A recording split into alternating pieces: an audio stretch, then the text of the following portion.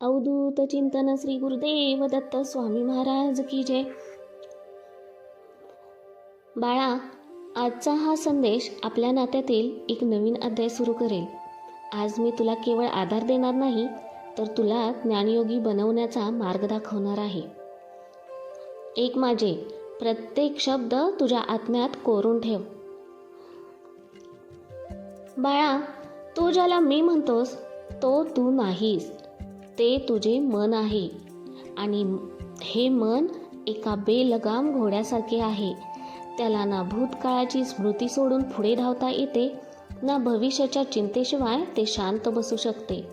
ते सतत धावत असते, उधळत असते आणि तुला थकून जमिनीवर पाडते.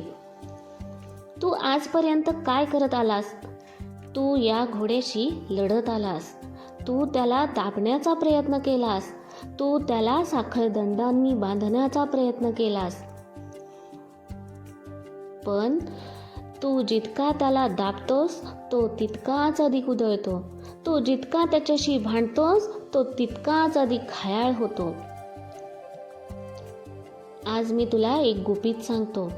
या मनाला जिंकण्याचा मार्ग त्याच्याशी लढण्यात नाही, तर त्याच्या स्वामी बनण्यात आहे. आणि त्याचा स्वामी तू कसा करशील? साक्षीभाव ठेवून. होय, साक्षीभाव. साक्षीभाव म्हणजे काय? जेव्हा तुझ्या मनात विचारांचं काळे ढग दाटून येतात, तेव्हा तुझ्यासोबत वाहून जाऊ नकोस, त्यांच्याशी भांडू नकोस. फक्त शांतपणे एका पर्वतासारखे स्थिर उभे राहून त्या ढगांना येताना आणि जाताना पहा. जेव्हा तुझ्या मनात क्रोधाची आग लागते, तेव्हा त्या आगीत तेल ओतू नको. फक्त शांतपणे त्या आगीकडे पहा. तुला दिसेल की कोणताही विचार, कोणतीही भावना कायमची नसते. ती येते आणि जाते. सुरुवातीला हे कठीण वाटेल. तुझे मन पुन्हा पुन्हा त्या विचारांमध्ये खेचून नेईल. पण तू सराव सोडू नको. रोज काही क्षण डोळे मिटून बस आणि तुझ्या मनात काय चालले आहे फक्त पहा. कोणताही निर्णय घेऊ नकोस. कोणतेही विश्लेषण करू नकोस. हा विचार चांगला, हा वाईट असे काही म्हणू नको. फक्त एक निपक्ष प्रेक्षक बन. हळूहळू तुला कळेल की तू ते विचार नाहीस, तू ते पाहणारा अचल साक्षी आहेस. आणि ज्या क्षणी तुला याची जाणीव होईल, त्याच क्षणी त्या बेलगाम घोड्याची लगाम तुझ्या हातात येईल. मग तो घोडा तुला फरकटत नेणार नाही, तर तू जिथे सांगशील तिथे तो तुला घेऊन जाईल. तुझे मन तुझा शत्रू नाही बाळा. ते या सृष्टीतील सगळ्यात महत्त्वाचे शक्तिशाली साधन आहे. फक्त तुला त्याचा वापर कसा करायचा हे शिकायचे आहे. आणि साक्षीभाव ही त्याची गुरुकिल्ली आहे. माझ्या लेकरा, तुझे अर्धे दुःख तुझ्या भूतकाळात दडलेले आहे आणि उरलेले अर्धे तुझ्या भविष्याच्या चिंतेत. तू सतत भूतकाळात केलेल्या चुकांवर रडत बसतोस किंवा भविष्यात काय होईल या भीतीने ग्रासलेला आहेस. या दोन्हींच्या ओझ्याखाली तू आज जगायचे विसरून जातोस. एक गोष्ट लक्षात ठेव बाळा, भूतकाळ म्हणजे मृतदेह आहे. तू त्याला कितीही कवटाळून बसलास तरी त्यात प्राण येणार नाही. उलट त्याची दुर्गंधी तुझ्या वर्तमान काळाला दूषित करेल. आणि भविष्य म्हणजे न पाहिलेले स्वप्न. ते कसं असेल हे तुझ्या आजच्या कर्मावर अवलंबून आहे. तुझ्या हातात काय आहे? फक्त आणि फक्त हा वर्तमान क्षण. हा क्षणच सत्य आहे. हा क्षणच जीवन आहे. मी कोठे आहे? तुझ्या भूतकाळातील आठवणीत नाही. मी तुझ्या भविष्यातल्या कल्पनांमध्ये नाही, तर मी याच क्षणी तुझ्या श्वासात, तुझ्या हृदयाच्या ठोक्यात आहे.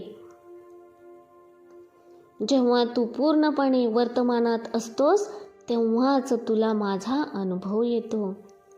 जेव्हा तू जेवण करतेस तेव्हा तुझे पूर्ण लक्ष त्या अन्नाच्या प्रत्येक घासावर असू दे. जेव्हा तू तुझ्या मुलांसोबत खेळतोस तेव्हा त्या क्षणी जगातील बाकी सगळे विसरून जा. जेव्हा तू माझे नाव घेतोस तेव्हा माझे सर्व अस्तित्व त्या नावात विलीन होऊन जा. वर्तमानात जगणे म्हणजे जबाबदारी टाळणे नव्हे, भूतकाळातून शिकायचे आहे. तिथे अडकून राहायचे नाही. भविष्याचे नियोजन करायचे आहे, पण त्याची चिंता करत बसायचे नाही. खरा योगी तोच जो भूतकाळाच्या राखेवर आणि भविष्याच्या धुक्यावर पाय न ठेवता वर्तमानाच्या हिरव्यागार जमिनीवर आत्मविश्वासाने चालतो. आजपासून एक प्रयोग कर. दिवसातून अनेक वेळा स्वतःला थांबव आणि विचार की मी आता कुठे आहे, माझे मन कोठे भटकत आहे आणि त्याला हळुवारपणे परत या क्षणी आण. बघ, तुझ्या जीवनातील 90% दुःख आपोआप नाहीसे होतील. कारण दुःख फक्त आठवणी आणि चिंतांमध्येच असते. वर्तमानात फक्त जीवन असते, फक्त आनंद असतो, फक्त मी असतो. बाळा, तू तुझ्या नात्यांमुळे खूप त्रासलेला आहेस. तुला वाटते की काही माणसे तुला विनाकारण त्रास देत आहेत, काही तुला समजून घेत नाहीत, तर काही तुला फसवतात. या नात्यांच्या गुंत्यात तू इतका अडकला आहेस की तुला श्वास घेणेही कठीण झाले आहे. आज तुला मी या नात्या पलीकडचे सत्य सांगतो. ऐक. तुझ्या आयुष्यात येणारी प्रत्येक व्यक्ती विनाकारण येत नाही. प्रत्येकाशी तुझे काहीतरी ऋणानुबंध असतात. हे जन्मोजन्मीचे हिशोब असतात, जे पूर्ण करण्यासाठी तुम्ही एकमेकांसमोर आले आहात. जी व्यक्ती तुला सर्वाधिक त्रास देते तेव्हा तू समजून घे, तिच्यासोबत तुझा सर्वात मोठा हिशोब बाकी आहे. तो हिशोब द्वेषाने किंवा सुडाने पूर्ण होणार नाही. तो फक्त प्रेम, क्षमा आणि सेवेनेच पूर्ण होऊ शकतो. जेव्हा तू त्या व्यक्तीला त्रास देण्याऐवजी प्रार्थना करशील, जेव्हा तू तिला माफ करशील, तेव्हा तो हिशोब पूर्ण होईल आणि ती व्यक्ती आपोआप तुझ्या आयुष्यातून दूर जाईल किंवा तिचा स्वभाव बदलेल. तुझे आई-वडील, तुझी मुलं, तुझा जोडीदार हे सर्व तुझ्यासोबत एका कराराने बांधलेले आहेत. ते तुला काहीतरी शिकवण्यासाठी आले आहेत. तुझे आई-वडील तुला निस्वार्थ प्रेमाचा धडा देतात. तुझा जोडीदार तुला संयम आणि समर्पणाचा अर्थ शिकवतो. तुझी मुलं तुला वात्सल्य आणि त्यागाची अनुभूती देतात. या नात्यांकडे एक ओझे म्हणून पाहू नकोस. ही एक संधी आहे स्वतःला घडवण्याची. प्रत्येकात माझेच रूप पहा. जेव्हा तू आई-वडिलांची सेवा करशील तेव्हा समज की तू माझीच सेवा करत आहेस. जेव्हा तू आपल्या जोडीदारावर प्रेम करशील तेव्हा समज की तू माझ्यावरच प्रेम करत आहेस. आणि लक्षात ठेव, कोणत्याही नात्यात गुंतू नकोस, पण त्यापासून पळूनही जाऊ नकोस. अनासक्त रहा. तुझे कर्तव्य पूर्ण कर, पण त्यातून फळाची अपेक्षा करू नकोस. मी हे केले हा अहंकार सोडून दे. स्वामी, तुम्ही माझ्याकडून हे करून घेतले हा भाव मनी ठेव आणि बघ, हीच नाती जी तुला आज बंधन वाटतात तीच तुझ्या मुक्तीचे द्वार बनतील. अवधूत चिंतन श्री गुरुदेव दत्त स्वामी महाराज की जय. तुमचा जर या स्वामी शक्तीवर विश्वास असेल, स्वामींच्या संदेशावर विश्वास असेल, तर आताच स्वामी संदेश या चॅनेलला सबस्क्राईब करा, लाईक करा, शेअर करा आणि कमेंटमध्ये श्री स्वामी समर्थ लिहायला विसरू नका. कारण तुमची एक कमेंट आम्हाला अधिक प्रोत्साहन देत असते स्वामी संदेश बनवण्यासाठी. श्री स्वामी समर्थ.